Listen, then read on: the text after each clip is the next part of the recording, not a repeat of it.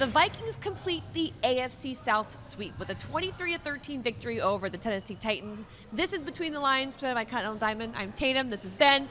And Ben, you were on the field for this beautiful game in front of a beautiful, it felt like a home crowd. It did. What was the energy like in this one? Well, just like you said, it felt like a home crowd. I mean, even pregame, when all the players were out there just kind of getting warmed up and all of the people got in like first row, it was all purple. It's amazing. It was all Vikings fans in the first two rows around the stadium, and then we saw it fill up doing the Skol chant. It got loud out there. Yes, which, I mean, obviously really helped the team when they were down there, and it got a little dicey there in the second half where you worried the Titans could get back in this thing. Let's start from the beginning, though. Sam Darnold, a turnover on the first drive, however, responds with 2 touchdowns and a field goal in the next 3 possessions. What did you like seeing in their response to the adversity from early on? Well, I just think that overall throughout the season, we've seen this team bounce back from any adversity. You know, fumbles, interceptions, they don't really get down on themselves, and especially when it happens early in the game, and especially when it was a situation like that where they're going hurry up, they get up to the line, and they're just trying to catch them off guard, the defense off guard, and it's just a pitch play that just goes, a little cattywampus. So, it's not like it was a bad read. It's not like he should be like not feeling confident about himself and what he's doing. It's like, it's just a mistake. We'll live to play another down when we get the ball back. And he was outstandingly, great, very efficient in the first half, and he was outstanding in the pocket as well. You mentioned the pocket presence. I mean, his ability to spin out of trouble. There were a few times where he put some magic moves on guys, it felt like, and he was able to make plays with his legs, rushing for 18 yards and a touchdown today. What impressed you the most about Sam's response to the amount of pressure coming at him? Well, he just does a great job of having that internal clock like a lot of quarterbacks should have. Some don't always have it, and as the game goes along, sometimes that clock gets sped up because they get hit or pressure's coming or whatever, but he's maintained that timing, really the whole time he's been a Vikings quarterback. And today especially, he felt the pressure when he was trying to escape. He was able to bounce off defenders. He had an inside spin, and then he gets outside the pocket, and then the ability to keep his eyes down the field. That was the great part, was when he needed to run, he would run. But he also knew that I still have a weapon in this right arm here, and I can get the ball and make a play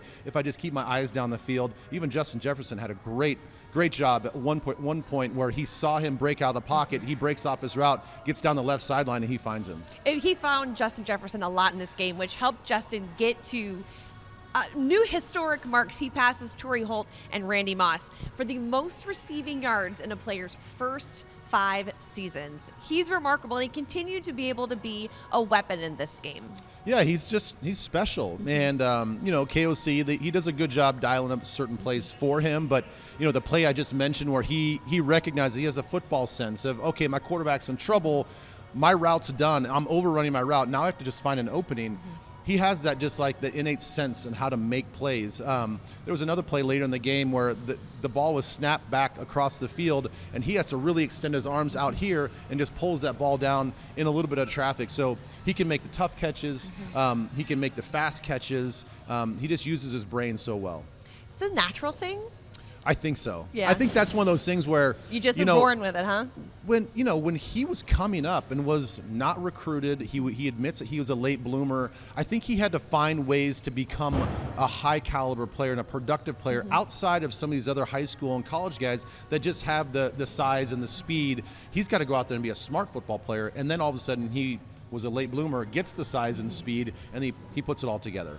Another record that this team is chasing is a defensive one that I know is might be sad for you if it gets broken. The sacks that are going on. The first 10 games, currently 35 sacks on the year, and there were 36 on the year through 10 games in 2009 when you were playing, Ben. I mean, the ability to affect the quarterback from this defense was something that was on display this entire game. What was working? Well, listen, first of all, records are meant to be broken. That's fine. I'm glad that we just held on to it for as long as we have. I actually just saw... You still might have it. We still may have it, but I think with this defense, the way they're rolling, they're going to break this record. I even saw Jared Allen before the game, and he was a big part of that 09 success. Here's the deal. with the heavy blitz package that we have, we're just as effective when we disguise up front and then we pull back into coverage. 4 of our 5 sacks today were of that variety, where we're bluffing at the line of scrimmage. You may have a safety outside. You may have the 2 linebackers in the A gaps, and we're bluffing.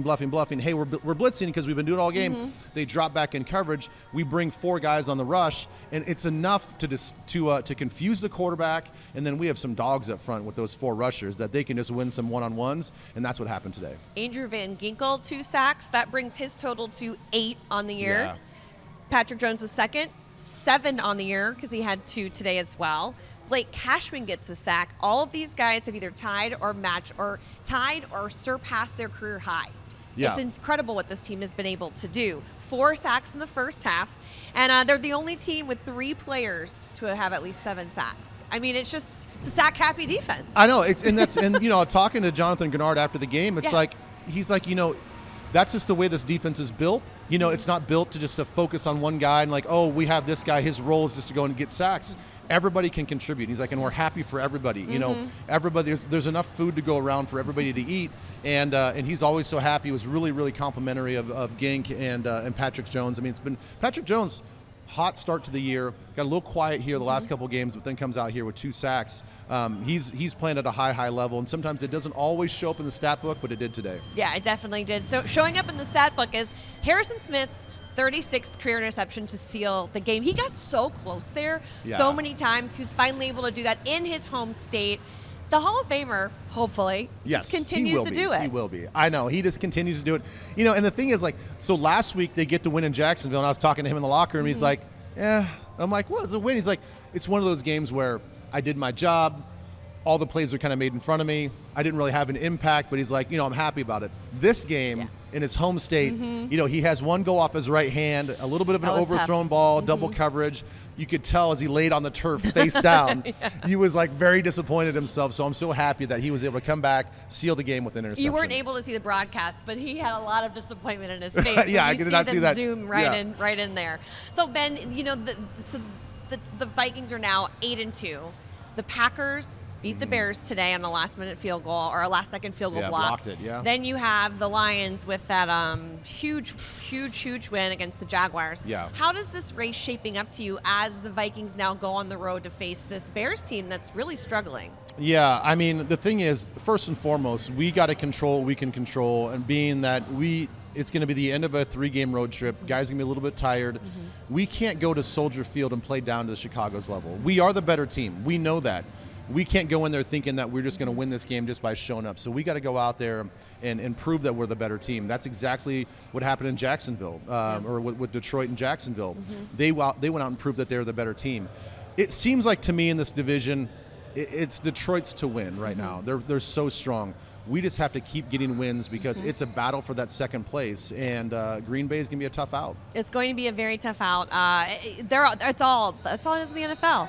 Next one is going to be the Bears. It's going to be on the road, as you mentioned. To be the better team, to stay disciplined. I think that was a very big lesson we learned in this one. Between the penalties, 3 today for the Vikings and 13 for the Titans. So staying disciplined will be very important against the Bears, keeping that up, keeping this momentum up, because your Vikings are now 8-2 on the season, and we will sign off from Between the Lines here after the 23-13 Vikings victory.